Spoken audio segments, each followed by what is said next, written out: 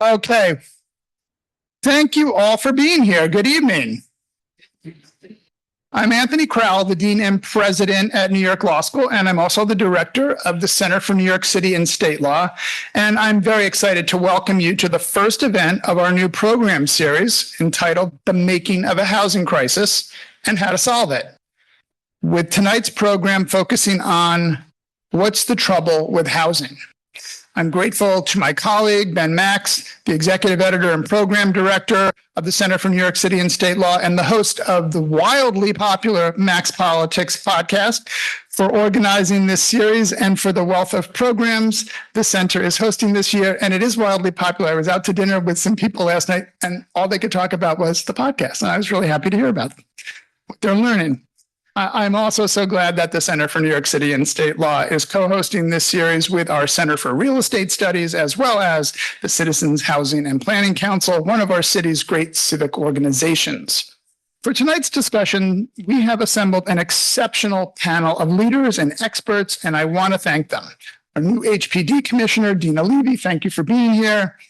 City Council Member Pierina Sanchez, who's chair of the Committee on Housing and Buildings.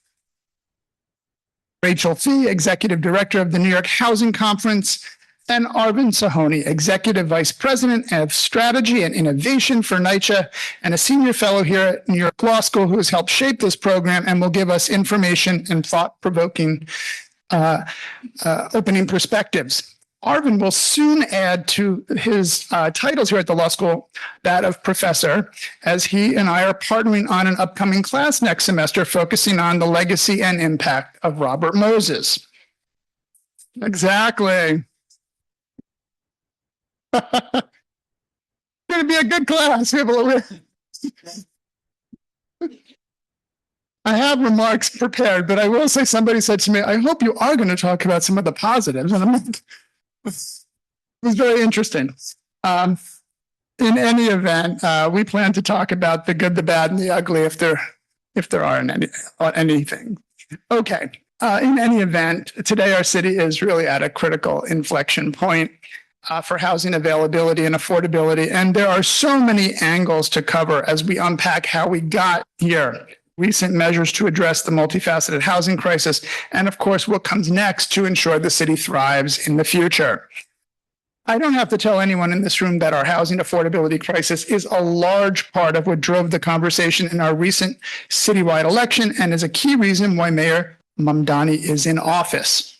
Solutions aren't always easy to come by, though, and even when all the data and experts may tell us to do something, the politics can be especially tricky in actually accomplishing any goal. And that's part of why it is so important to have conversations like tonight's and those in this series.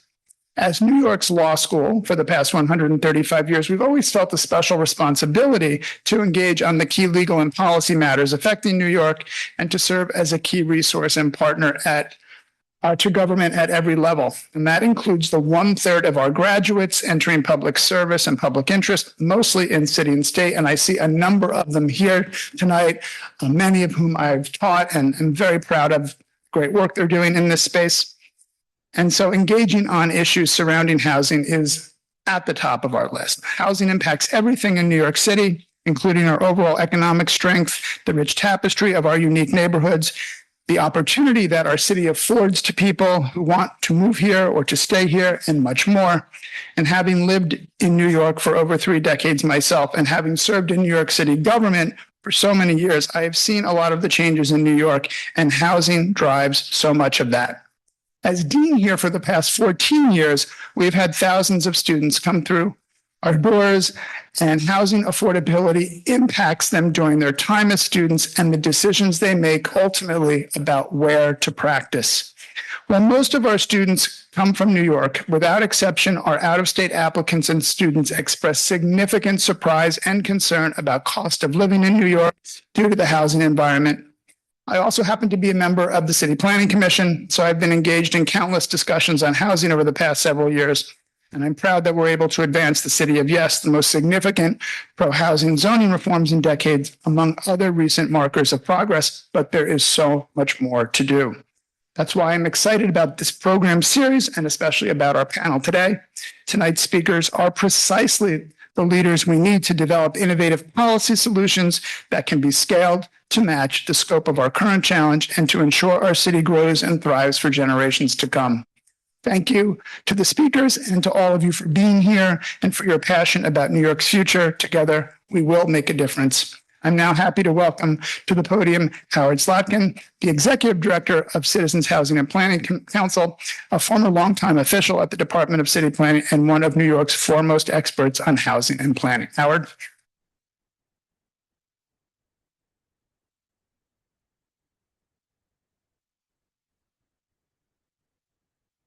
Thank you. Excuse me. Thank you, Anthony. Thank you to New York Law School. Thank you to Ben Max and all the organizers of tonight's event.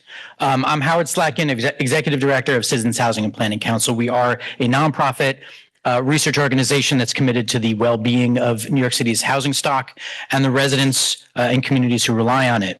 And I'm very happy that we're here tonight co-sponsoring this event and this series of conversations hosted by New York Law School in this great space that reminds me, as I've been mumbling to several of you, reminds me a little bit of being at the United Nations, looking at the sea of faces all pointed directly at you. But thank you all for being here. I will add just a few words by way of introduction before we get underway. We face obviously some very serious housing challenges in New York City. In all the conversations I was having right before this event, it was sort of evidence that we don't have a housing crisis. We have 48 housing crises, and that's just Tuesday. We have a lot of challenges, but we also have a lot of things going for us here in New York City. We have many, if not all, of the prerequisites that we need to do something meaningful about all these challenges.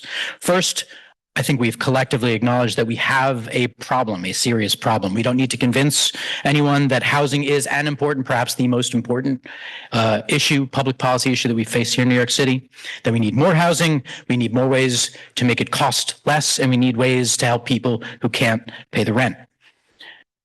The second prerequisite I think that we have is in recent years, we've demonstrated the ability to try new things, to find new ways to prioritize action to tackle housing issues that have long been considered intractable. And this is something we're going to need into the future. Third, and certainly not least, we have an extraordinary group of knowledgeable, dedicated individuals in leading roles in government, adjacent to government, and in the nonprofit and business sector. We're happy to have 4 of these people here with us tonight to conduct this discussion. There are a couple of additional important prerequisites that I'd like us to be able to add to this list in order to be able to help us address all these issues. These are central to the mission that CHPC and many of our fellow organizations in this space share. Collectively, we need a shared understanding in broad terms of the nature of the issues we're facing, and we need the ability to conduct a productive civic discussion about how we can set priorities, evaluate trade-offs, and identify realistic options for tackling these issues.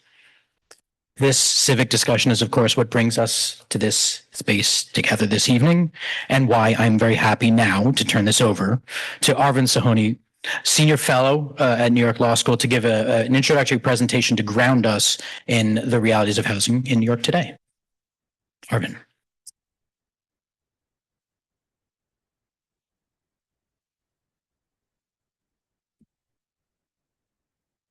Can everyone hear me off the lapel mic? Is that okay? All right. I want to add my thanks to New York Law School and to CHPC for putting this event together tonight. I remain very proud of my affiliation with this institution and really excited about all the things to come here. It also warms my heart to see this many people come out on a Tuesday night to listen to people talk about housing. It gives me a lot of hope to see that. I'm very cognizant it is perhaps the best night of the year outside right now. I will do my best to make this worth your while as much as I can.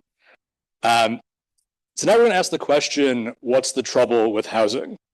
And all of you have had your own version of this trouble in your own life, from the leaky pipes or broken heating of a housing authority building to a rental broker who wants your life savings as a deposit on an apartment, to your landlord saying, hey, by the way, your apartment's not stabilized anymore overnight, to $1 million price tag for a 400 square foot studio, to a co-op board saying, no, thanks, you can't join. We're not going to tell you why.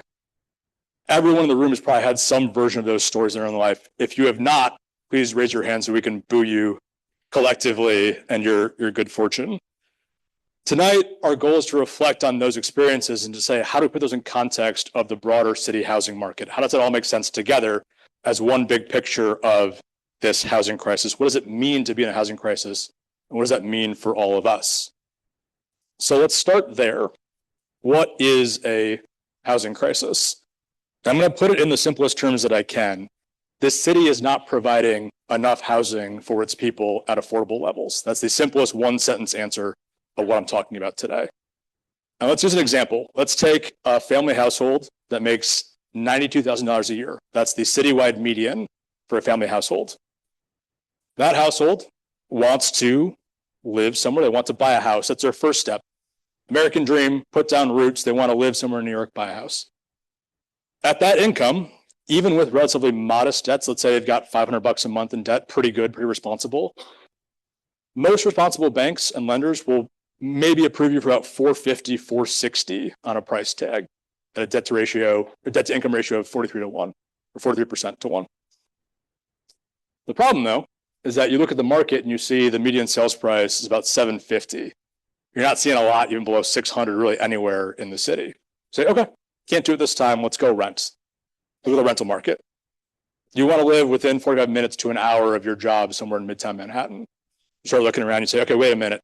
The average asking rent now in Manhattan's $5,000 with some variation up and down the islands. Brooklyn, 3,800, Queens, 3,100. At any of those rents, all of a sudden you are rent burdened at the start. No matter what you were paying of those numbers, you were at 30%. If you reach for the Manhattan or Brooklyn number, you were 50% of your income in housing. You were severely rent burdened off the gate. That is a fairly significant problem for a city to have. Now let's talk about why that problem exists. In the past 10 years, and certainly maybe even more recently in New York, unfortunately, there has been a growing policy political consensus on supply side explanations for housing prices going up. This lags the academic consensus about 10 to 20 years of this thought. Again, in the simplest terms, demand is very high, supply is very tight. That means that owners can extract more on rents and costs from people that are trying to get into the market, both on renting and on the ownership side of things. Tenants are now paying rents that are true economic rents in that sense, right? You are paying direct transfers from renter to owner, from buyer to seller, with artificially limited supply in a market. But let's talk about that scarcity and how artificial it actually really is. So building housing is really about two fundamental things. It's about rules and it's about math, right? Do the rules allow you to build housing in the places that you need it at sufficient density to accommodate people in the city? And then does the math on the financing make sense? Are your sources significant enough to cover all of your uses? Can you cobble together financing and cash and whatever else that you need to make construction and operation work for you over the long term? Both of those are necessary conditions. Neither one is sufficient on its own. They're also not truly independent. As we'll see in a little bit, those things interplay quite a bit with each other, and they make a big difference to each other as you get over time. Let's compare New York to a handful of its peers. This is just a chart of total housing units since 1960. So against London, Paris, LA, Chicago, Philadelphia, and Tokyo. You will see that Tokyo runs away on the top of the chart in the last really 60 years or so. And let's talk about why that is. Japan has national zoning laws.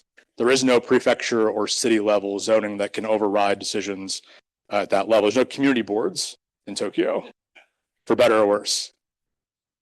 Zoning is very permissive. There's a lot more building as of right. There's a lot more permissions at the lower levels to build apartment buildings in relatively low density areas. No parking minimums. And because of all of those things, which are now built into that system for a long time, the math is a lot easier to pencil out in Tokyo. There's no land cost inflation for developers bidding up on scarce developable land. Construction costs are lower, a lot of prefab construction, lower labor costs. I think most interestingly, which is also most perhaps difficult for us to stomach, Japanese tax structure and culture treats housing as a depreciable asset. Over time, you buy a house, it depreciates back to the land value over time.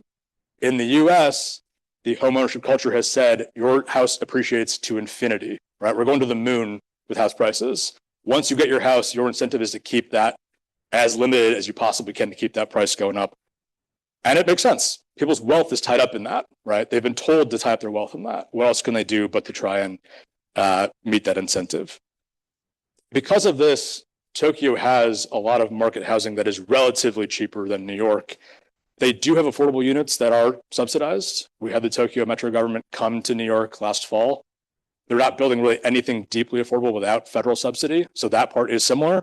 But because of the market rents they have, it's not nearly as acute a need as we have. They're not having huge city capital needs, huge sort of federal subsidy needs to make those apartments come to life. The Tokyo example to me is good because it shows the mix between rules and math, right? Tokyo has had these rules for 60 years that have allowed the math to make sense, right? The math sort of filled that space to make it all make sense.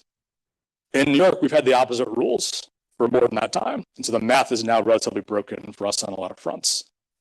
The good news, which Howard sort of alluded to, is that we made a lot of progress in the last handful of years on certainly the rule side, right? So about the city of Yes in the last couple of years, all of these pieces are designed to change the rules to enable more housing to get built across the city. So allowing for more size, if that size is used for affordable development, removing parking minimums, promoting office to housing, re-legalizing mixed use in commercial corridors, re-legalizing small apartment buildings in low density areas near transit stops. All of that is estimated to possibly allow for 82,000 more units in 15 years against about a target of 500,000 the city needs overall, roughly. Combined with recent rezonings, a really great example of what can be done on the rule side to make things easier and better for housing supply. But how it interacts with the math, though, is still a bit of the challenge I'm going to get into in a second. So let's go to this. This is my favorite chart of this whole thing. This is the New York City housing map. This is my coup de grace of my chart making career, I think. So every one of you, to the extent that you live in the city, exists somewhere on this map, more or less. The data comes from the Housing Vacancies Survey, also some analysis from our friends at CHBC, some input from folks at the Furman Center as well that went into making this all make sense. Each box represents a certain kind of housing, and the size of that box is the relative size to the overall housing market in the city, right? So the size that you see shows kind of proportionally for the overall city how much it takes up in unit counts, right? So this is just number of units for each one of those different boxes. We're going to explore the nuance of each of these boxes individually, but I want to show this at first because it does go to show the complexity and a little bit of the absurdity of the housing market. And this is before you even overlay regulations, subsidy types, all the things that go into these different boxes. This is what we're starting with as a city for housing.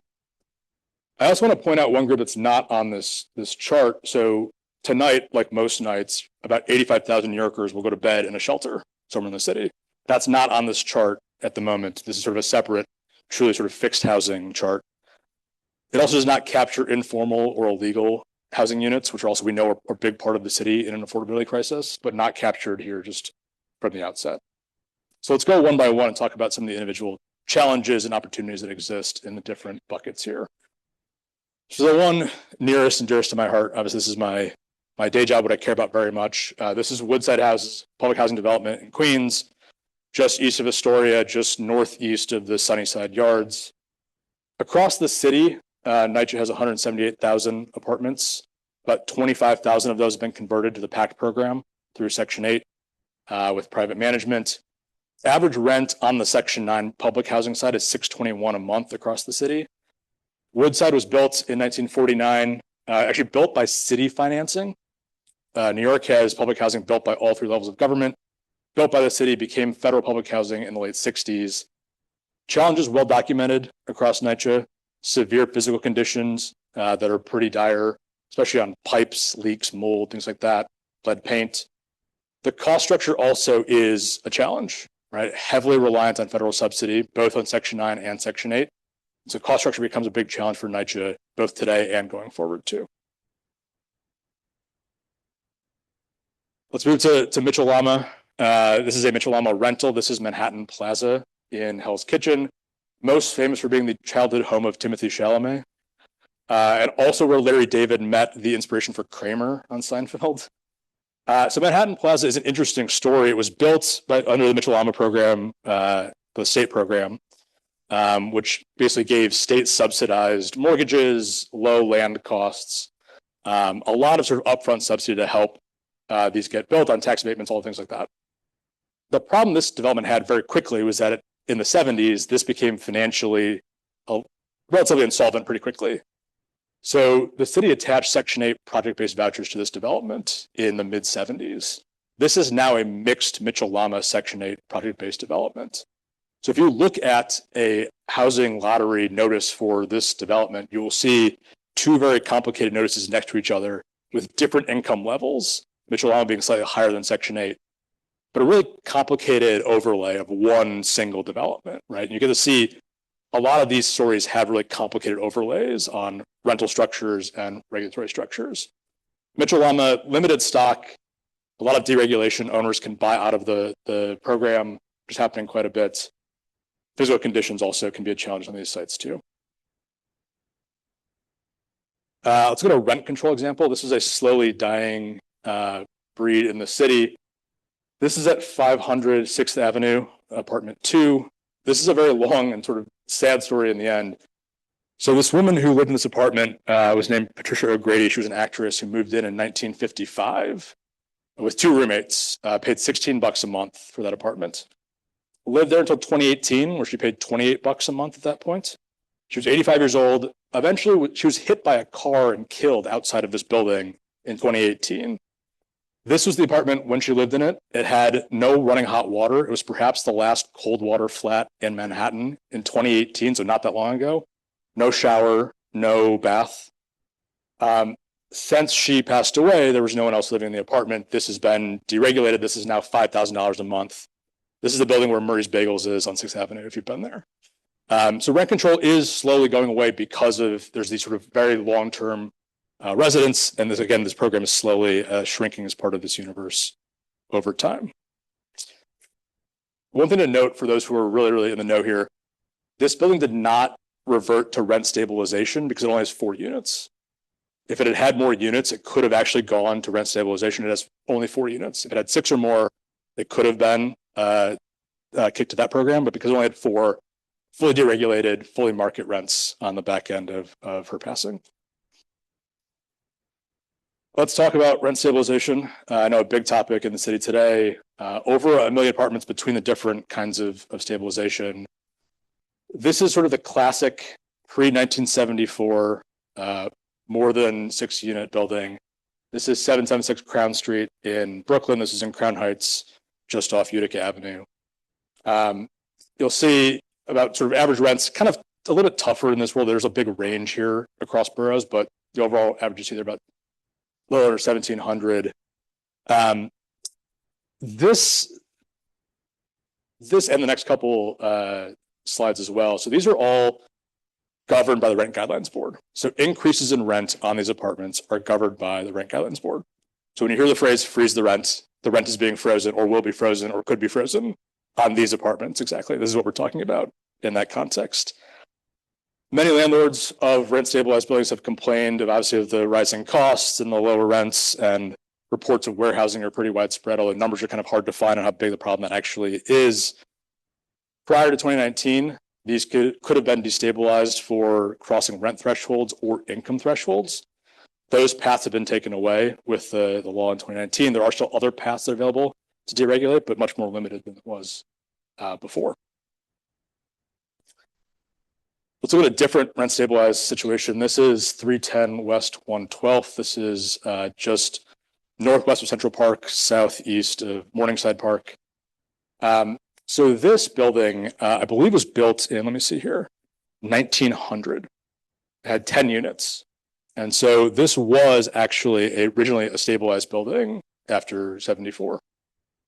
2 of these units deregulated over time because they crossed the rent threshold. So they had 2 units out of this building, out of the 10, that had crossed the threshold, became deregulated market units. This building, though, then used a program called J51, so a tax abatement to do rehab work on the building, therefore restabilizing the entire building itself for a time period. So even those market units that had been previously deregulated are now subject to the guidelines board for the period of the benefit of that tax program. That is one of many complications that go into this system that make things a little bit hard to say what kind of housing any single unit really is. This is an example of a tax abatement that changes the status of a unit and how it's governed and how its rents are calculated. Once that program does expire, theoretically, the previously deregulated units will go back to market rate, actually. That's very hard to do. There's a lot of lawsuits and complications on that, but in theory, those could go back, whereas the still regulated ones will go back and sort of remain permanently regulated in that sense. Another example, this is actually from the council member's district. This is 1985, Jerome Avenue. This was as a 110 unit building just north of Tremont, the Bronx. This was built under MIH, under mandatory inclusionary housing, as part of the Jerome Avenue upzoning or rezoning. And so this is a slightly different case than J51. And so in this case, this building has 28 income restricted units in it. And they are targeted at a different level of band. So 40% of area income, 60% of area income, 80% of area income. At the lowest end, at the 40% AMI, the 1 bedroom is $761 a month in this building. I believe this lottery actually is open, even possibly right now, I think. If anyone qualifies and wants to live there. The units that are in the MIH universe are actually permanently stabilized in this context. So they are not in the same bucket as these sort of ones under J51. So different context, but again, subject to the Rent Guidelines Board and their increases over time. This building, to add complications to it, was also built under 421A, which is a separate state level or sort of since expired state level tax abatement program. That adds more complications that I'm going to get to in a second, but just know a lot of these buildings have layers upon layers of how they were financed and therefore how they're governed. This is another unit that was built under 421A. And so 421A was built, really started in the 1970s as a way to encourage new construction at a time where there was not a lot of construction activity going on in the city. This is a 70-30 building. This is in the South Bronx in Mott Haven, just by sort of the south part of the highway. And 70% of the units are quote unquote market rent units in this building. This is an example of them. One of them is about $3,200 a month. But for the benefit window of the tax abatement, it is also a stabilized unit. Right? So it is a market, it is not an income restricted unit. It is set as sort of a quote unquote market rent, but the increases are still governed by the Guidelines Board also. So again, a third level of complication in the rent stabilized universe that we have to grapple with. All of these are relatively good things though, right? These are building affordable housing in some form or another. Affordable enough is a question we can get into, and maybe the panel will get into that. These are sort of designed to build affordable housing stock across the city. Here's a market rate rental, relatively straightforward, less interesting overall. This is 677 Vanderbilt Avenue in Prospect Heights, just north of the park. This unit actually was at one point in time stabilized. This is built in 1895, 16 units, but the rents crossed the threshold prior to the law in 2019. Therefore, rents out at $4,500 a month. And actually also is available. Most of these are all available right now in this whole presentation. Let's move to the ownership side quickly. Looking at condos. So these are, again, can be owner occupied or rented out. This is 56 Leonard. It's actually above this building. It's the northeast corner of this parcel of land. I think it's that way.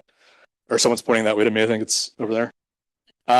This unit is for sale for $7.5 million.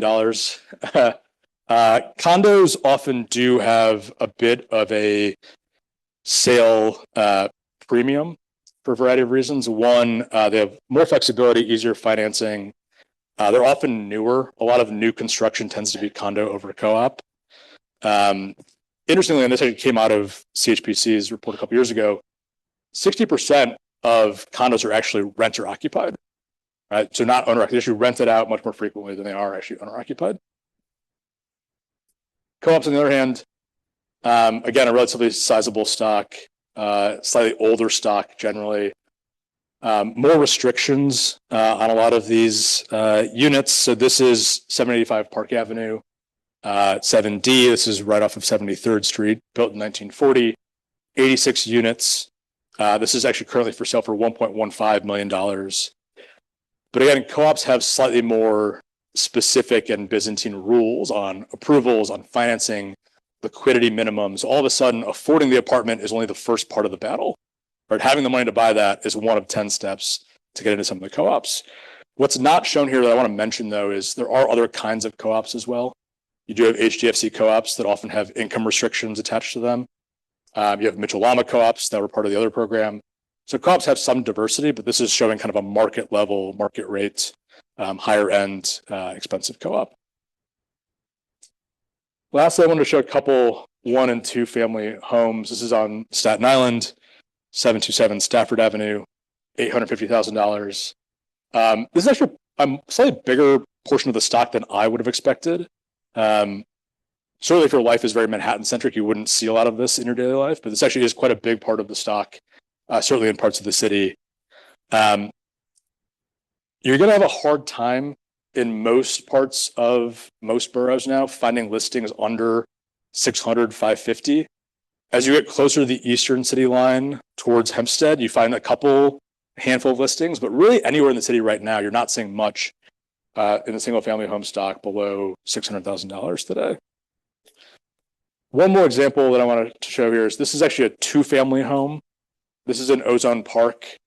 And this is an example of where often owner occupied for the bigger unit and then rented out to make income on the second unit. And quite a bit of this, again, in specific neighborhoods, oftentimes used to supplement income by having a rental unit attached to the owner's unit. With that, I'm going to slowly wrap up and get into the panel here. Before I give it to Ben, in trying to summarize the housing market in 20 minutes, I want to land on a couple of these sort of thematic questions for what we're going to try and deal with today. So one, talking about how does this housing crisis manifest in the diversity of offerings? Obviously, very different kinds of units, of income profiles, of household profiles.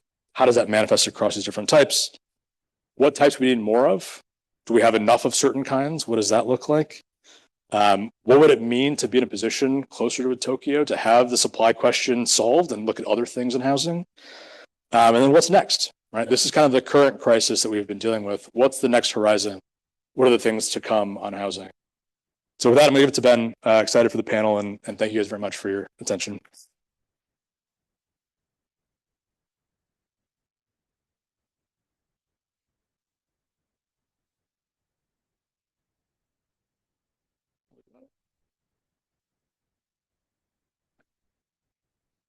Welcome the panel up to our seats here. Make sure you turn your mic box on, please, Rachel. One more round of applause for Arvin. That was great. At the risk of information overload, we'll continue. I'm Ben Max. Again, thank you to Dean Crowell for your opening remarks and your leadership of our Center for New York City and State Law and the school. Thank you very much to Howard Slacken and CHPC for partnering on this series. So great to see everybody out tonight, and please make sure you join us for what will be parts 2 and 3 in this series. So we will focus on different themes within the larger theme here in different events. So tonight is really focused on sort of the housing stock of the city. What do we have? What condition is it in? There was a lot that Arvin got to there that we'll also touch back on in future events. And if you want to jot it down, we're planning for our second event in this series on the evening of May 12th, but we will email that out to everybody who subscribes to us. So you'll get that invitation once we're set there. But May 12th is our second event in this series. And just a quick thank you to everyone at New York Law School, our marketing, events, security, facilities teams, AV, and everyone for making this possible. Okay, thank you so much for being here. I probably don't even need to be here right now. I think after Arvind's presentation, everybody's probably got a million things to say. But if you would just briefly introduce yourselves, and then why don't we just start with one big reaction? Commissioner Levy, why don't we start with you? We're very, very happy to have you here just so soon into the administration, and congratulations on your appointment. I think we can say that for a few more months, maybe. Yeah. Maybe we'll bump. Whole year. It's like, yeah. Are we at the limit of Happy New Year? Are we at the limit of congratulating? But anyway, will you start us off, briefly introduce yourself and your reactions here? Thank you for having me.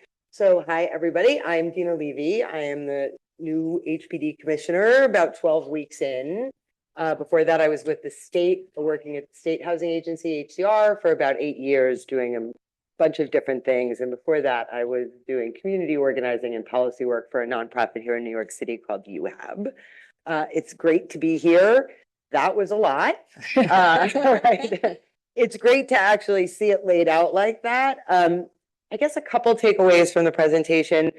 The first is actually I'm really surprised to see the number of units in condos and co-ops that are being rented. What was the total? Do you remember? Like 500? It's a big number. How many? Yeah, I think the combined it's Over a couple hundred thousand. 300,000. Yeah, so that's a really big surprising thing. I'm sort of curious to dig into that a little bit. I wonder what's underneath that. Who owns those units? What's going on there? That's sort of curious.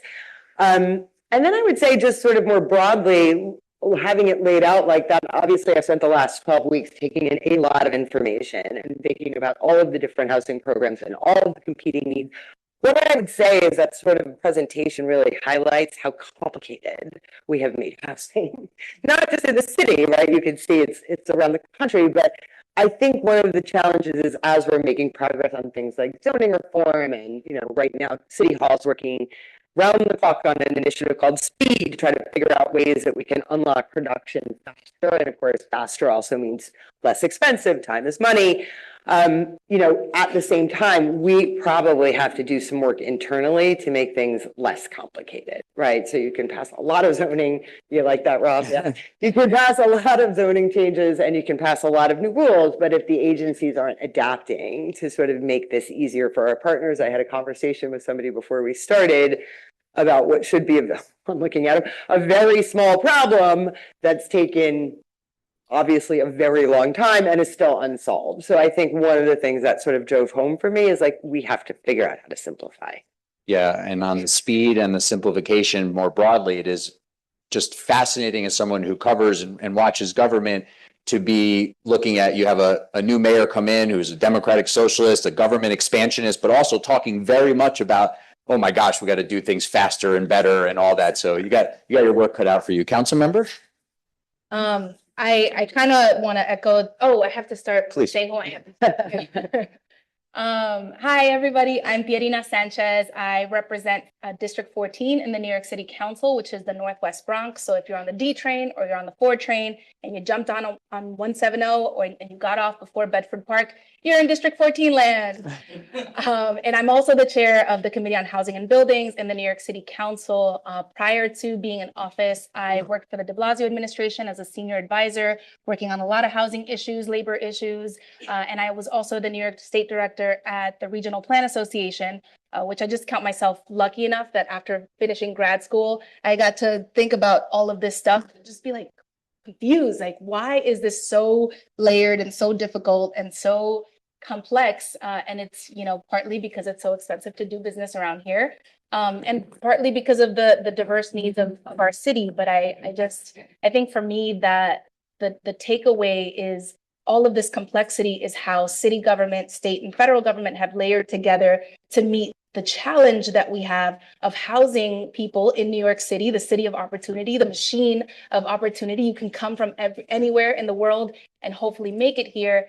And that's been the result. But at the same time that all these programs have been layered together to try to get us to meet the moment, we still are in this housing crisis. We have a record level of poverty. According to the Robin Hood Foundation's report this year, we've 1.7 million New Yorkers living in poverty, 450,000 children, 60 or 70,000 of those who are living in shelters every day. And so, we've done a lot. It's very complex, but what exactly are we doing? What questions should we be asking? That's really, what I, come to this conversation with.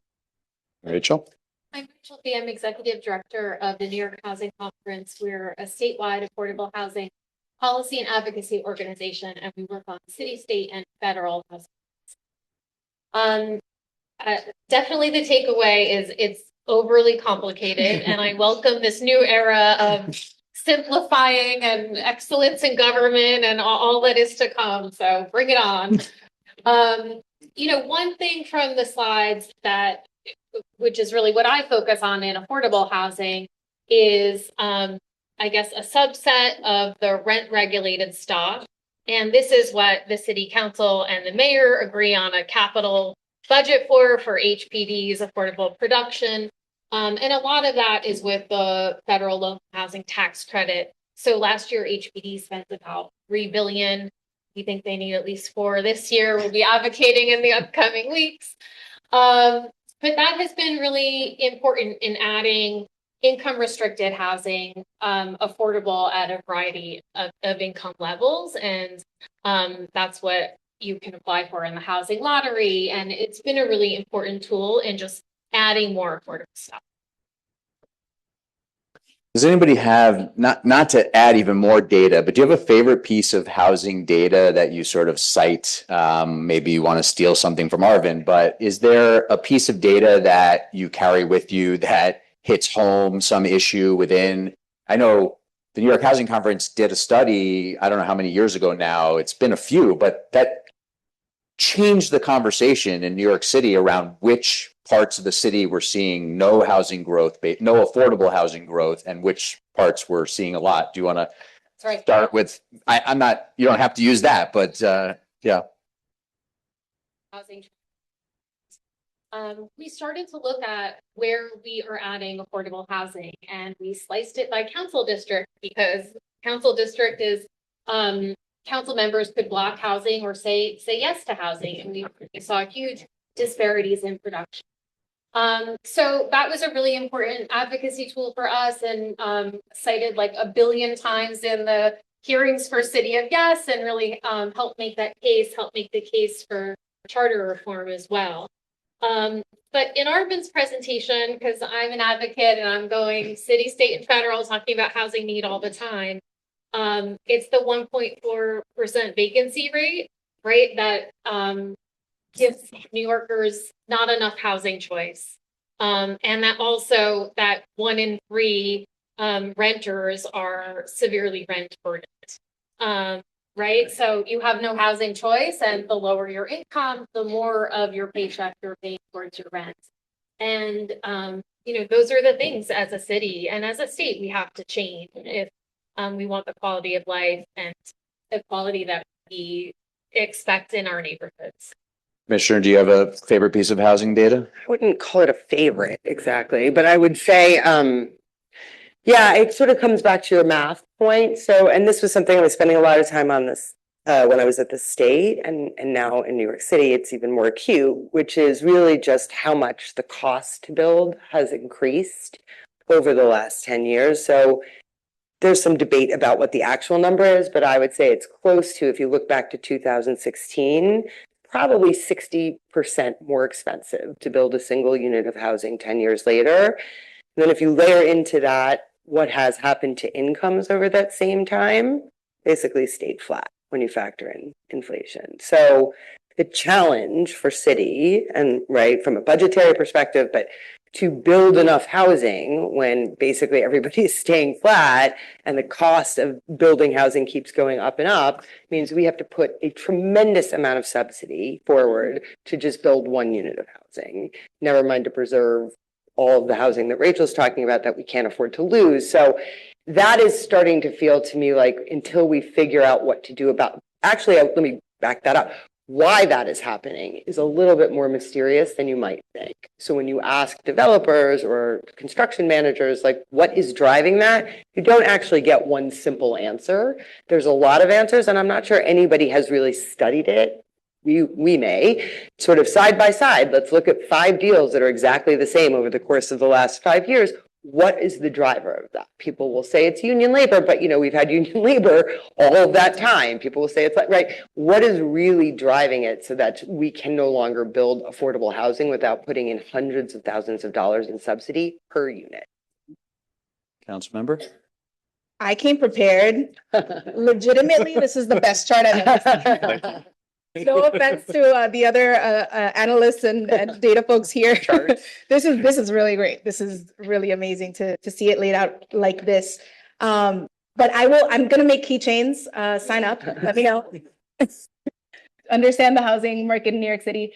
I would, on top of that, would say one that really stands out to me is that among low income New Yorkers, 70% of our lowest income New Yorkers are just one income shock away from eviction risk, right? That can end them up in housing court, that can end them up being displaced in shelter.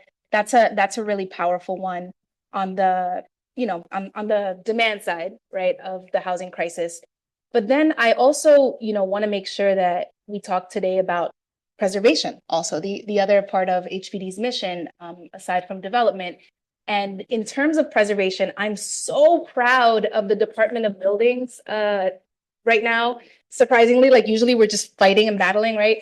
But we had a building collapse in District 14 in 2023. Looking at my constituents there, thank you for coming out, supporting and repping hard. But we had this building collapse in 2023. It was a bad landlord, part of the worst landlords list for many years, the Public Advocates worst landlords list. And then this bad landlord was using bad contractors, and the bad contractors, they were doing they were doing facade work, and they pulled out brick and caused a partial collapse on Burnside Avenue in the Bronx. And so as a result of that, that event, which displaced, by the way, 75 families right before the holidays, they spent Christmas with me. Many of them celebrated Christmas. We were together, at a school and having just bringing folks together for gifts and things. That event caused the Department of Buildings and I and my team to talk about, like, how could we not know? How could this happen with all the data that New York City has? How could this happen? And we didn't know, we didn't expect it.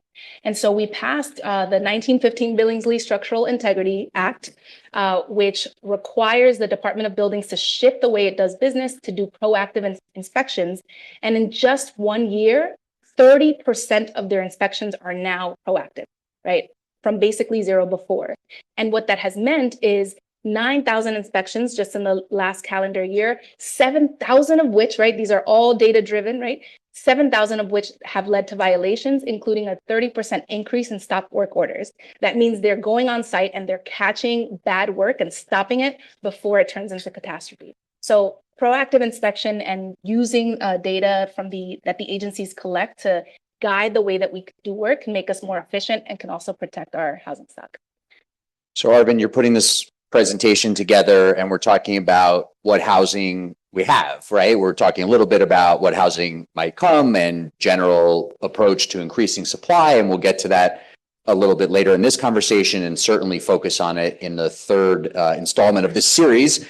But when you're putting this together, what kind of housing were you thinking about that New York City of these different types has a lot of that you were maybe surprised by, or you think, New York City has probably plenty of X type, but not enough of Y? Are there things that stand out to you in the housing stock that, like, New York City's produced a pretty good amount of certain type of housing and nowhere near enough of others? Yeah, it's a great question. So one of the things I was perhaps most surprised by, partially to what I think the commissioner said, one is the rental rates on some of these condos and co-ops. I actually did not expect that going into that analysis at all. What I sort of went back to in producing this was when NYCHA was created back in the 30s, their theory was that a third of the city needs some kind of subsidized housing. Right? A third of the population, no matter what they do, the market will not serve 1/3 of the people. The city was about 7.5 million, I think, when it started. So not that different. And so you think about all the things that are sort of just to the right of NYCHA are all kind of designed to try and find a way to fill that gap of that third that NYCHA never got to do for a lot of other reasons. So to me, I think the left side is where obviously you need more and more because that's where the affordability of this really goes to. I was trying very hard to make this a left to right cost chart. It doesn't quite work because there's so much diversity on the ownership side. But really, I think you would say on the left side is really where the need is. That's where I think most of the programs, most of the advocacy goes there for good reason because it's what's missing, I think, most for households. Please. Totally agree that that's where the greatest need is. But to Dina's point, construction costs now is so high and operating expenses are so high that the lowest income New Yorkers actually can't afford affordable housing. So we also need rental subsidies, right? And I think this comes back to your presentation where you're saying, well, the tax abatement is layered with the zoning incentive and that's what we do to build affordable housing too. And so for much of it, you also, if you want to move the 85,000 people out of homeless shelter, they're coming with a city tax or Section 8 voucher to live stably in that affordable. Commissioner, what types of housing do we not have enough of, would you say? I mean, what are the big all of it. Sure. I do think that, I do think, this sort of pitting of like this stock is better than that stock is something we should probably not do. I think what Rachel's saying is correct, right? We need more tax credits. We need more sort of operating subsidy. I do want to take a second to say we need the federal government to come back into housing and to sort of, we will not ever replace, right, what is like both available to support public housing, which is not sufficient, to support ongoing operating subsidies like Section 8. I do feel that we need to do more around home ownership and particularly affordable home ownership, where particularly in neighborhoods where it has been underrepresented for many, many years. There's a tension in this, right? How much should be equity growing? I think we were talking about this. How much should be equity growing and how much should be restricted? And how do you sort of make up for historic wrongs when you're sort of, those are things are just clearly in tension. There is almost no type of affordable housing that I don't think we need more of. And I do want to just sort of reiterate what Rachel said. We could build a lot of housing. And in fact, last year, HPD, I take no credit for this, I didn't work there, but last year, HPD produced between our financed projects and our as of right tax incentive projects, close to 13,000 newly constructed units. It's a hugely a high production year. If we lose several thousand units of stabilized housing or of NYCHA housing or whatever, as we are not preserving what we've already built, we're just sort of going backwards. So I think all of these things are in tension, but we do need to pay a lot of attention right now because of the fragility in the existing affordable housing stock. We're going to have to pay more attention on preservation while we find cheaper, faster ways to build new. I don't know if you wanted to jump in on sort of types of housing that you think we need more of in particular, or heed the commissioner's warning that we should not be doing that. But no, I agree with the commissioner, and what I would say is that, as we heard in Arvin's presentation, all of these different colors, right, on here that represent the different kinds of housing that we have in New York City, they have their own problems, right? We're talking about owner-occupied co-ops. We're talking about a lot of them that are affordable. They're organically affordable, sort of, right? And they have problems with their cash flow and their cash reserves and keeping up with their building conditions and updating building systems. If we're talking about affordable housing that's regulated, we're talking about having problems with collections because the economic shock of COVID, families have still not recovered from. So and then we're talking about public housing and don't even need to go there. But we have different challenges across all of these different housing types. We need more of all of them, but we also need to be having the conversation about how do we make them sustainable in the long term. Let's go there then.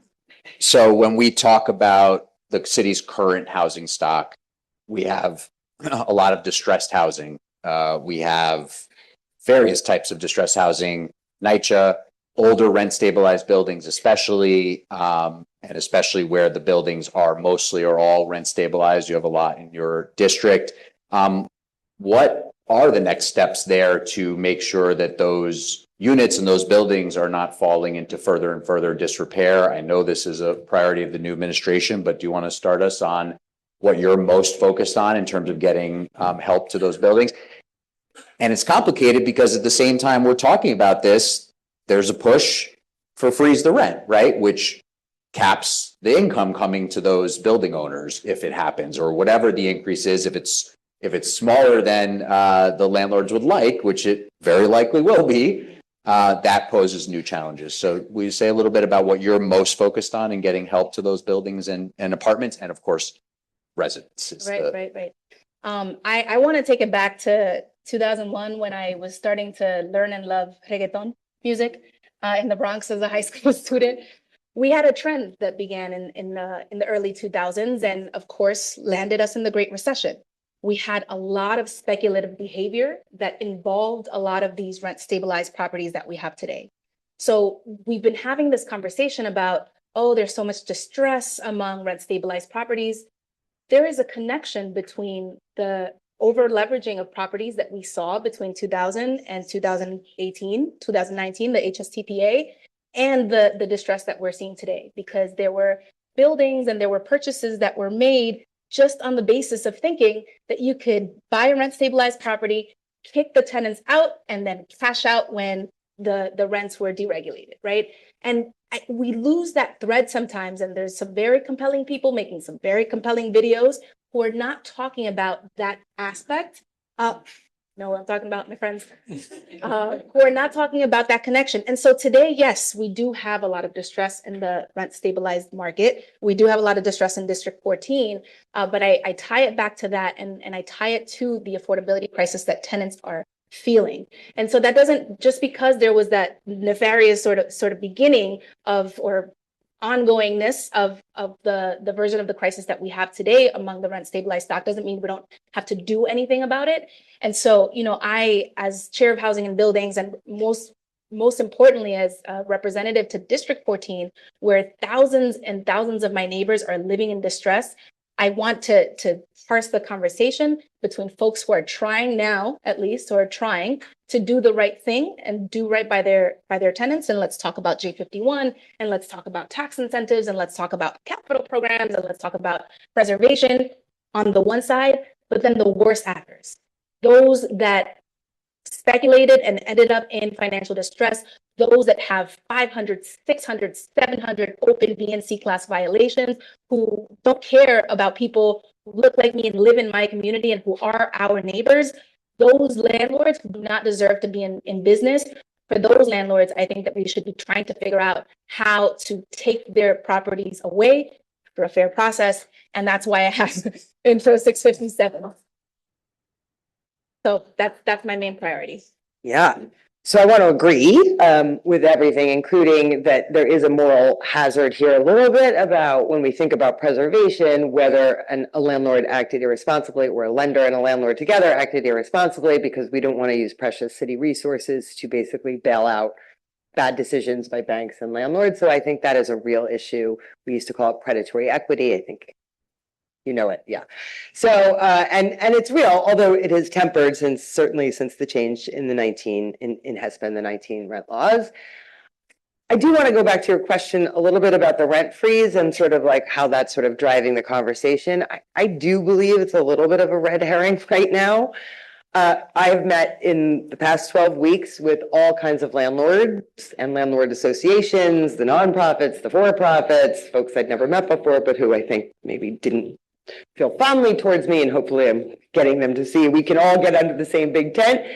Not one of them is talking, like when you say what is causing your trouble right now, what is causing distress or fragility in your housing stock, it's that the tenants can't pay the rent as it is. To a head, everybody says it, and the expense side of the ledger. It's taxes, it's insurance more than anything, and it's utilities, right? Not one of them said what we need is to raise rents, right? So I do think right now we're in this moment where you argue about like, should we have a rent freeze? Shouldn't we have a rent freeze? You can't raise rents 130%, which is how much insurance has gone up over the last 2 years. So for the long term, do we have to think about like, what's enough of a freeze? But I do think we're sort of missing the point by not addressing the expense side of things and the inability of tenants to pay their rent now. So I think those are two places where, as best we can, working with the council, working with our friends in the state, we're going to have to find interventions that bring those expenses down and stabilize tenants. And by that, I don't mean capital S, I mean financially stabilize residents so that they can pay their rent. And before I come to Rachel, are there things that are at the top of the list on that? Are there things that are, Yes. please? Not quite ready to take it out, but but yeah, insurance is definitely a big one. And I know there's been a lot of discussions and folks know there's been some captives that have started and like, are they working? Aren't they working? I think there is a role for government to play in terms of figuring out ways to help our affordable housing providers bring those insurance premiums down. I think there's also, and I think Rachel has a lot to say on this, some interesting proposals about ways to divert tenants out of housing court. It's not good for tenants, I keep saying this, or for landlords to be tied up in long eviction battles. It's just not good for either side. So how we can sort of get to tenants who are experiencing financial distress earlier in the process and find ways to route them so that they can stay in their home. That is actually how you stabilize housing, right? I mean, it's again, there is no upside today because of the change in the 19 rent laws for an owner to have, 30, 40 vacant apartments. And on the tenant side, that's, I mean, obviously there's going to be work in the city to improve job opportunities and wages, but the other is subsidy, is expanding. There's subsidy, vouchers. but I forget who said it. Maybe you said it in your presentation, or you said it actually. One event away from being unable to pay your rent. So yes, it's challenging, but I think to some extent there's people being evicted for very small amounts of money, right? And so whether it's getting them to a one-shot deal earlier in the process, whether it's having some type of new intervention so that, right, there's a payment plan that you can work out with your landlord. So there's a million ways you could find less expensive, less traumatic, and less disruptive ways to help tenants stay in their home if you have willing landlords. And I would say by and large, despite the fact that I completely agree there are some bad actors out there, most landlords, and particularly those who own affordable housing, want to keep their tenants housed, right? And so I think they should be treated as partners. How about it? So about 90% of tenants in affordable housing are truly finding it affordable, right? And that has saved them from the market. They're paying less than 30% of their income on rent, hopefully. 10% are falling into arrears. But that 10% is comprises 36% of all filings in New York City. So if we just step back and think about that, if we have 120,000 eviction filings in New York City, I think it's shocking to everyone that 36% of them, 43,000, are in affordable housing. So that means that we need help for those tenants as soon as that non-payment occurs, and really a different process, because I think all stakeholders really want to help them retain that housing, get on track with their rent, and if they've had a change in household size or they've lost a job, getting that assistance early on so that arrears are not accruing. And what we're seeing right now is that arrears are accruing. It's taking at least a year to get it resolved in court, but nobody really wants to go to court. So that's why we're proposing an eviction diversion. But I would just say when we're thinking about the distress in New York City's housing stock, in that rent stabilized green section, like there should be an affordable housing segment. And this is 180,000 units that HPD has under asset management. HPD has loans on these buildings. There's federal investment. There's a private mortgage. And there was a study this autumn by Enterprise and List, some of the tax credit syndicators, that half of those buildings are not taking in enough rent to cover expenses. So we are looking at a strategy, and this is a lot of what Dina's looking at now and what we'll be working with Karina too, but it's really thinking about, how do you maximize that rent collection? And then how do you decrease those expenses? So really excited that the Mamdani administration wants to take on insurance. We did a report a few years ago that insurance costs increased 100% over 4 years. I met with the nonprofit last week. They're liability and building coverage for the whole nonprofit, a really huge affordable housing nonprofit. They were paying 2 million, now they're paying 8. I mean, how do you take that jump and all of your rents are restricted? And like Dina said, like, we don't want to increase the rents 100, like that can't be the solution. So there, I think some really difficult challenges ahead, and these are really thorny problems, but like tackling insurance, looking at the multifamily water discount program for the buildings that really like are in trouble and are in default now, a workout program. And then I think there are also, we love speed and all the work that the commissioner is doing to fix the process issues at the agencies, but some of those process issues we've seen leave units vacant or, don't allow rents up fast enough. And just cutting back on a lot of that bureaucracy will actually help these buildings, right, collect the rents as well. So we're excited to work on all the issues with the administration and the council. Do you want to jump in on any of this? Sure. I mean, I also have a different question for you, but did you want to comment? No, I was going to say, I think the NYCHA experience in some of these things is actually quite common, right? You think about insurance is killing the housing authority on every end of it, both on the public housing side, on the PACT side. We've seen the same increases on both of those programs. And a lot of the sort of structural pieces on costs, if you think about a rent capped system with ballooning expenses, NYCHA is very much the same way. NYCHA was originally built as rents that were sustainable to keep the unit sort of operating in perpetuity. That changed in the late 60s to go to income, right? 30% of income is what the rent is. That's a very good thing for affordability. It's a very important thing. So that changed the math entirely on how you manage that building. So we're actually in a very sort of similar, if slightly more dire spot than some of these other providers, but it's not sort of categorically that different, I think, in a lot of ways. And so coming back to this discussion about how much housing we have, the focus on supply, increasing supply, becoming more like Tokyo, maybe, if that's the goal.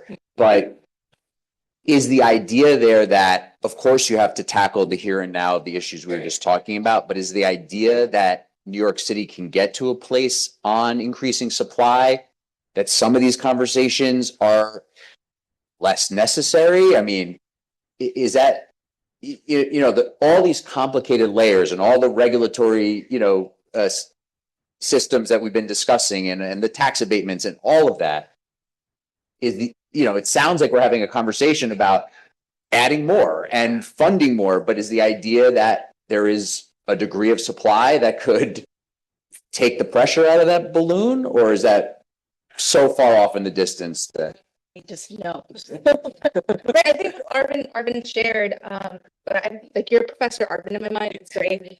That when the Public Housing Authority was created, there was this, sort of recognition that a third of the house of New Yorkers would ever be served by the market. And so I think we prepare ourselves for that to be true and remain true, and we find ways to support those households and those families around that.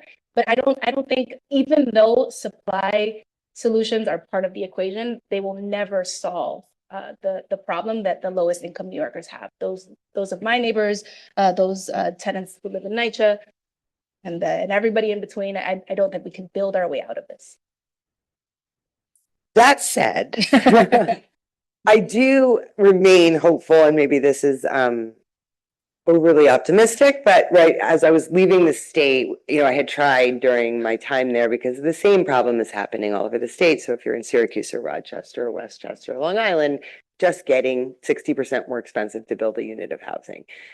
And this notion of like, there's new technology, there's these offsite construction, what they call industrialized construction, so factory built, right? Is that going to like get us anywhere? And I had tried 3 or 4 different models during my time in the state, and everyone was just like an abject failure. Like just no savings, really very little savings at the end of the day. And then just as I was leaving, we hit on one that was like wildly successful. Unfortunately, it's a typology that won't serve most of New York City. It's a single family one-story home, but it's not a tiny home. It was a 1,500 square foot home. And we were able to build that home or have it built in factory and delivered and installed in 6 months. And then it was ready for sale in 6 months, which is 3 times faster than it normally takes to build anything. And the total cost ready for sale was $250,000 in Syracuse, which is about half as expensive as what it was costing. And it's a beautiful house. The governor loved it. It's great. Again, we won't be able to bring that typology, and I'm still trying to figure out with a large group, why has the factory built housing that's been tried in New York City not been very successful? I would say it has not. And I'm not sure we fully understand why, but at every conference, at every meeting, in my news feed every morning, there's some story about somebody who just figured out how to build for, $300 a square foot, which would be a game changer in New York. I think I will remain hopeful until I'm not in the seat anymore that we could figure out, whether there is a real opportunity and really bring down the cost. I agree with the council member. We're not going to build our way out of it, but I think being able to produce at a much faster tick at a much lower cost would be incredibly important on both the home ownership and the rental side. And there's a matter of degree, right? You can relieve some of the pressure that people are feeling and some of the pressure on the market by, going from a 1.4% vacancy rate back up towards a 4 to 5% vacancy. Yes, if I could just clarify, what I'm saying is build, let's build, but we will still need vouchers. We will still 100%. need, the other ways to support the lowest income. Yes, I would say it's imperative to continue incentives and tools to add supply. If we're not doing that, everything else does get worse, right? It is renters competing for fewer units, right? It just, we have to be doing both. So, or it's 3 things really. We have to be incentivizing the market to build. I think we have really great tools that are going to unfold over the next decade under the Mamdani administration with City of Yes, the charter changes. We had a significant expansion of the low housing tax credit last summer. We don't have all the investors there yet, but that will also be a boost. So we have a lot of new tools in place that we really haven't seen the results of yet. But even thinking of something like ADUs, right? Like one unit, right, in a place where you couldn't build anything now, is adding another household. So I think we have a lot of exciting opportunities around TOD. I'm sure neighborhood rezonings are, being looked at by the administration now. We have to also protect what we have in preservation for affordable housing, for public housing. Losing our most affordable housing, is not going to help address our crisis in New York. And then, totally with Karina, and we have to have that robust rental assistance program. So right now, the feds have really put some pretty significant restrictions on Section 8. And I think we see what happens with the state. The housing access voucher program is up for discussion in Albany. And, I think for city FEPs, hopefully negotiations continue. And for those unfamiliar, in the City of Yes that became City for All deal at the City Council under the Adams administration, there were a series of neighborhood rezonings that were supposed to be moved into motion. So be interested if those are still on the priority list. Okay, I want to. Mine is. What's that? Yours is, Mine yes. is. I want to get to a few audience questions in a minute here, but while we're going to actually, and be careful on the steps here, we're going to just make a short line here behind the mic. We're only going to be able to take about 5 questions for the audience, for the panel. But before we get to that, Commissioner, what you were just saying about work at the state level reminded me, I'm not going to make you relive this, of the housing compact question. And the issue, though, of New York City's housing market and the fact that it's both a regional market that includes the suburbs, parts of New Jersey, Connecticut, Long Island, northern suburbs, but also we have sort of micro markets within the city. Yeah. And I'm wondering if anybody just has any interesting, quick insights on how to think about either the regional market, where we know there's some progress, especially in the northern suburbs with building more housing, a lot of pushback on Long Island in terms of reforms, But even within New York City, are there ways to think about micro markets in the housing conversation where there's actually affordable areas of the city? You know, sometimes people say, well, if you want to live on a middle class, you know, salary in New York City, just don't try to live in most parts of Manhattan or certain parts of Brooklyn, and you can find a lot of stuff out there. I know that's not perfectly true, but any thoughts on either of those fronts of the larger market here? I mean, it's interesting because I don't want to end on a bummer of a note, but I would say, you know, one of the challenges about what you're describing is that it skews affordability metrics for us. Like you hear this a lot, right, from council members, from a state assembly, and is right. What is affordable to that neighborhood is very because of the MSA, right? Because what affordability is being defined by, you know, Westchester is included, or Bergen County in New Jersey is included, is really skewing, right, when we talk about what's affordable. And so we are constantly having these painful conversations about, for building something even in Manhattan, so in Harlem, what the microcosm of affordability is in that neighborhood is very, very different than even what the federal standard dictates as affordable. So to some extent, it's hard, right, to be in a market that's so broad. On the other hand, I do think one of the interesting lessons I took from the compact was places, and you named one of them, don't like to be told what to do. But when you incent development, it's funny, it changed a lot. I was running an ADU program for the state, and like we could not believe the number of applicants we got from towns all throughout Long Island. They just were like dying to do it. But right, it was sort of the difference between incenting it and mandating it.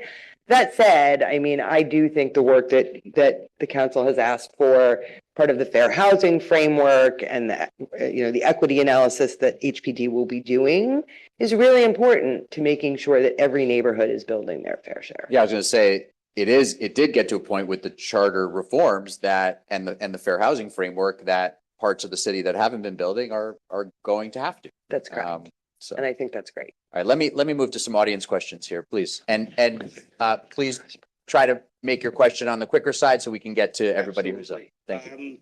First, I want to thank Commissioner Levy because she used the term predatory equity. And that's why I learned about that issue from going back to her days at UHAB, which she was talking about earlier.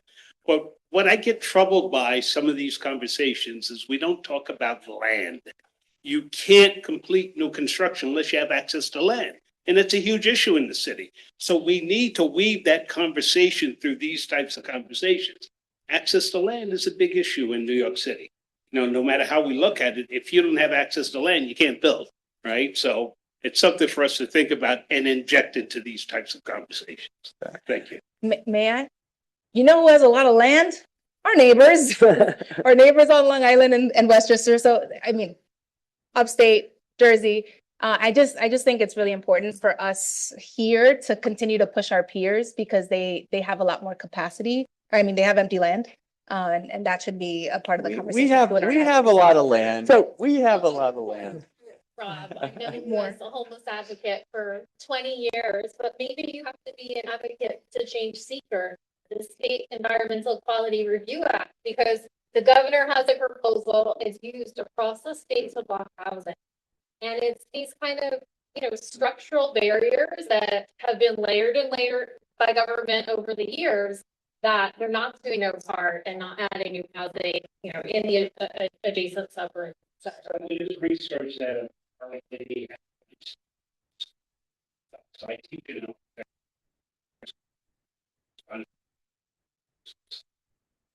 And I'm just going to add very quickly, Rob, you know, there is, I think it was Executive Order 4 that the mayor has directed every city agency to like identify all buildable land for affordable housing that will in cumulative, I think, target 25,000 units over the next 10 years. Those are hard, but yes, all right. That's right. Yeah, we'll drop an ADU right on there. That's the LIFT task force? Are you referring to LIFT or something different? The land inventory fast track? Yes. All right, correct. so a Sorry. report on that is Also, the task force is due with a report no later than July 1st. So not too far off. Yes, please. I have many questions. I'm sure everybody does, but I'm going to stick to three. I'm going to say. Pick one, please. Oh, my goodness. Sorry. Oh, no. We gotta be All the pain. respectful of the Okay. panel's time here. How can I mix them together? Just pick one, please. Sentence. Go. Please. No, I got this. I got this. Go ahead. So we're talking about, I live in a self-managed Finnish co-op in Sunset. We're on it together, different incomes. I've been there since 1995. So we have a very mixed group of neighbors. Our insurance also, we're seeing the same thing. And we're asking ourselves, and now I'm asking you, because this refers to the whole city. Who's keeping an eye on the insurance? Who's keeping an eye on the insurance industry? Who is auditing them? So why? They have to have an argument, a reason, but who does that in New York State? Is there an agency tasked with that? And is that agency if they're tasked with that, what are the guidelines? And maybe those have to be changed. And who is are they going to be taken to court? Is this the Attorney General going to go after the insurance industry? Because something is not right. Ours is going up. We are not having We're gonna five. get you an answer. Okay. Yeah. So I think it's an excellent question.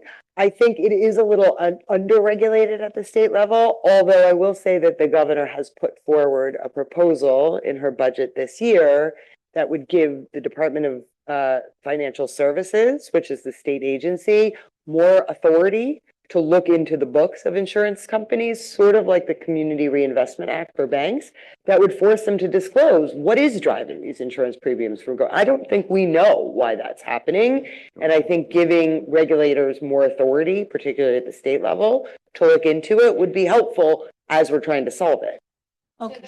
There's like new reporting, as the commissioner mentioned, some more concrete data gathered on the relationship between the premium increases and any claims.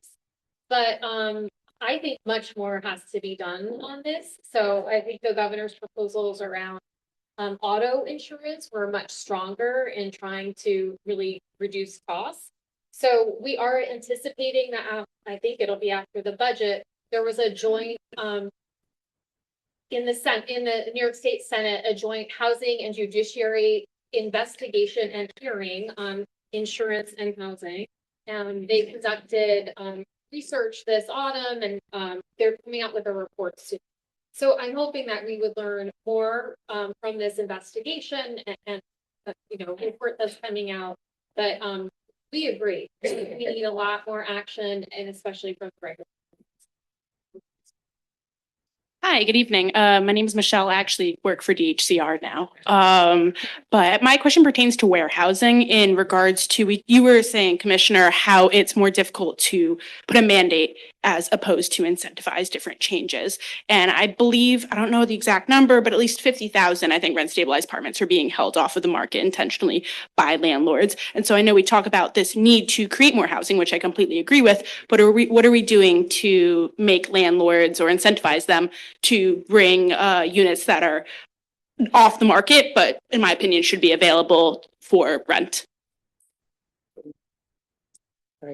Yeah, I mean, I think some of that goes back to some of what we were talking about before, but it's complicated, right? So this is going to sound like a dodge, but HPD doesn't oversee rent regulation. Oh, I know. Right? And so I'm your agency on the does temp protection now, unit, so clearly yeah. that got you. But But that is one of the challenges, right? It's like, it's not really a code enforcement issue. It's not really, right? It's sort of, it's complicated because it really touches into the rentless. And I'm not even sure, and I don't know if this group knows, but like whether you're obligated, right? In other words, can a landlord choose to keep a unit vacant? They can technically right now, but I guess because I know HPD, I believe, has a program that is supposed to incentivize, at least help with rehabilitating apartments to get them on the market, because a lot of them have discussed the issues with that. About a year and a half ago, announced the Unlocking Doors program, which offered $25,000 for repair costs to any landlord of a rent stabilized apartment who would rent to a voucher holder, a FEPS voucher holder. And in the first year, we had exactly 0 applications. And in the second year, I think we got up to 2. So there have been attempts, but that program obviously wasn't. I need to get to a couple other questions. Yeah. Talk after. Next, please. Couple other quick questions. Yeah, so we've talked about, I heard a lot of talk about incentivizing or subsidizing capital improvements or helping buildings stay repaired. The problem that all these buildings have, though, to be clear, I'm one of the little dots here on the rent stabilized pre-1974 side, is that operationally, you could give me all of the capital improvement money in the world. I could use it to build, a very nice repair a very nice building, but operationally, the city is my biggest expense. It's not insurance.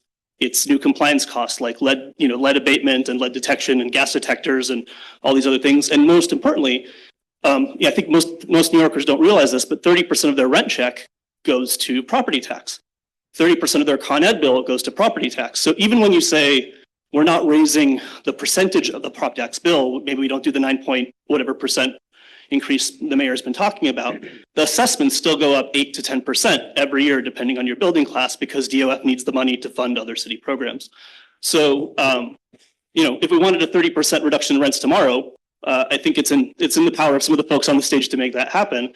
Or more importantly, could we stop, maybe drop the fight against the Tenney lawsuit from the city law department, right? The mayor seems to want us to have a more affordable housing. I got a 30% discount for everybody in the room right now. The new mayor who's been in office, not yet 3 months basically today, as you know, I'm sure has said a property tax reform bill is coming. So we'll see. But are there conversations around any of those costs that he's referring to? I think there's some reevaluation of some of that happening. I mean, one property tax reform is critical, but one thing I always point to is all that 421A, the old program, didn't deliver for us and how much it costs. So $1.7 billion in foregone tax revenue to incentivize the creation of affordable housing that wasn't very affordable. Why are we not having the conversation about tax incentives of this magnitude to save the housing that we do have, right? I do think that there is an important, right? There are bad guys, and you will hear me rave and yell about them and kick and scream about them all day, but there are folks that want to do the right thing, and we have to align the incentives that we do have to help those that want to do the right thing. To be clear, my tax bill is 100% of my rent roll, so. This is a tax question. I just Googled the Light Tech program, and it indicated that approximately 500 to 850,000 people will be impacted when that Light Tech comes to a conclusion in 2030. Are there any solutions or any extensions, or how will you address that? So I'm not sure I totally know the statistic you're citing. I don't know about a sunsetting or an ending to LIHTC, so that doesn't sound right to me. I don't know if you checked. It's a 30-year program. Oh, so each building gets to the end of a 30-year period, and there are programs that the city has created over the year called year 15, year 30, but LIHTC started out being a 15-year regulatory period. It's now a 30-year regulatory period, and there are basically refinancing programs that most of the both state and city projects get offered in order to renew the affordability when it's up. Not typically again with LIHTC, but. So I would just add, in other states, the LIHTC units are not stabilized. So the tenants here have a much greater set of protection. So the advocacy around like preserving those units and affordability does look different in other states. We're going to try to quickly do our final three here. I want to be respectful of our panelists' time. So as quick as you can, sorry. I'm an architect, and I thought the city of yes was something that was never going to be accomplished because I know how difficult it is to get any kind of zoning reform in the city, and it was done. I think that now perhaps one of the issues that needs to be addressed is the models that we have for the maintenance of the units. Now, there are models that are extremely effective. There are Mitchell-Lama models. There are some private models in which the cost of the maintenance per unit becomes something manageable. And I think that is missing from this discussion. What are you going to do to create a model for the maintenance cost. Because the capital, this cost of capital and major capital repairs and new construction, that's a separate discussion. But this is an issue that has solutions that are not being applied universally for reasons that I'm sure are very complex, but it's really critical because that's the only way you're going to get something that's sustainable and maintainable. There are private and public sector management structures that are very effective. Why is it that they are the only ones? Quick. No, just, Good comment. Yeah, thank you. Thank you. Yes, good evening. I'm from Brooklyn, and about 2 weeks ago, Brian Lear had, I think, somebody from NYCHA and housing, because this is a big crisis in the city, and they were talking about NYCHA being the biggest offender of not filling up apartments, of not doing repairs. And here, I heard somebody say that they should take the house away from the person who doesn't do repairs. I was taken back by that. So, I mean, there's a little clarification going on. New York City is the biggest offender of what's going on in more ways than one. Thank you. Yeah, I'll take that quickly. So there's nothing that anyone can say about to critique the NYCHA repair process that I'm not going to agree with. I agree with you 100%. That's the reason that I joined the agency. It's why I came there. It's a huge issue, both on day-to-day repairs. We're talking about sometimes, maintenance work is usually pretty fast. If you've got a plumbing issue, sometimes we're talking about months at a time here, right? Very, very slow repairs. Vacancy turnover is a huge issue for us, both on lead abatement, mold issues, nearly a full year sometimes on turnover. The city's actually invested a lot of money to help us with that. We're hoping that to continue to make that much faster. But I will talk to you all day long about that being a huge issue that I lose sleep about every single day. It's a huge problem. I heard the same segment on Brian Lair, and I asked the NYCHA COO, like, what is going on? And she said that most of the vacancies in NYCHA are caused by internal moves. So somebody moves from one size unit into another, and that then creates two vacant units, like because they've left one until they fill the next. And as Arvin said, with lead abatement and all of the upgrades to bring a unit up to scratch, like it is taking a long time because that investment hasn't been happening over the years. So not in defense, but I thought that was like an interesting thing that wasn't in that report. Yeah, and just to reinforce that, so actually of every 10 NYCHA vacancies, 6 are transfers. So of those 10, 6 people are coming from other NYCHA units. When they move, they create a new vacancy. So you're basically getting nowhere on those 6 in perpetuity, which makes it obviously very slow, but it is still slow writ large because of a lot of other issues too. I will also just very quickly say, as someone who's reported and edited and observed everything around NYCHA now for a dozen plus years, is that you get proposals like we have programs that are in place now to bring new investment into NYCHA, and some of it is shifting into private management. There's an experiment, underway to do a tear down rebuild and plus infill housing on the west side of Manhattan. And you get enormous amounts of pushback when the answer from a lot of people is, well, there should be $80 billion coming from the federal government. That's never coming, right? I mean, people have been saying that. So there's a lot of tension in this conversation. That's not just NYCHA's a terrible landlord, right? There's a lot of nuance to it that's complicated because the state passed the NYCHA Preservation Trust Program, another way to try to get new investment into NYCHA. And even that took years to get passed at the state level because you had state legislators who wouldn't pass it because they were saying the federal government should be sending New York City $80 billion. That's just not happening. So it's complicated. Not a defense of NYCHA. I'm just, it's complicated. Please, final question. Thank you. Indeed, it is complicated. And often the people closest to the problem are the ones closest to the solution. So to the Fulton Elliott Chelsea, which is the development you're referring to, I know a lot of folks who either live there or work around there. And there's a great documentary I encourage all of you to watch. It's called A Home Worth Fighting For. So it seems that Some of these expenses are ballooned. And this is actually the question that I came to the microphone to ask. It had nothing to do with NYCHA. What efforts is the city taking right now to scrutinize these contracts? Because we have a lot of profiteering from these multiple crises, the crisis of homelessness, mental health, substance abuse, and so on.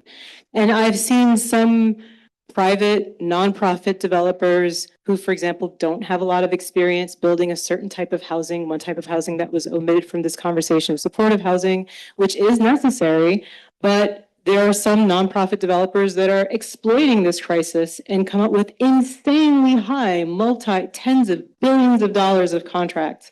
And it's mind-boggling how they even are named the vendor to manage this if they don't have any experience building, for example, this type of housing in a particular area, or they've come under scrutiny for other issues. So going back to this issue, why it's so difficult to develop because of the expenses, what efforts is HPD or the council doing to really go brick by brick? Because it shouldn't cost, for example, $900 to install, I don't know, a doorknob. And that's not an exaggeration, by the way. So I would say, right, again, we've been looking, and I think we haven't looked closely enough at what is driving these increases. I wouldn't necessarily say I agree with you that it's being driven by like our nonprofit partners who I think are struggling a lot in this time. What I would say though is we have term sheets, right, within our agency. And so we are basically saying, right, you can't just come and say, give us whatever it costs. We have to stay within these term sheets. What's challenging is, as we know, the cost of construction is going up. The term sheets have to constantly be updated to reflect those new costs. So what are we doing about it? We're looking for ways to bring those costs down. So that wasn't a dig, by the way, because there are some that we know, for example, in West Harlem, where I live, that do extraordinary work around developing mixed use affordability. And if you look at their 990, for example, you compare the earnings of the executive director of one, and you compare it to another, where it's literally double the income that one is earning. And we can get into the weeds of that, but it's, again, if you look at the cost of building a building by these two developers, you get wildly different rates. You're actually hitting on something that I know the new speaker of the New York City Council has talked a lot about, which is taking a closer look at all the contracting that the city does. I want to say a special thank you, and please join me in thanking these experts.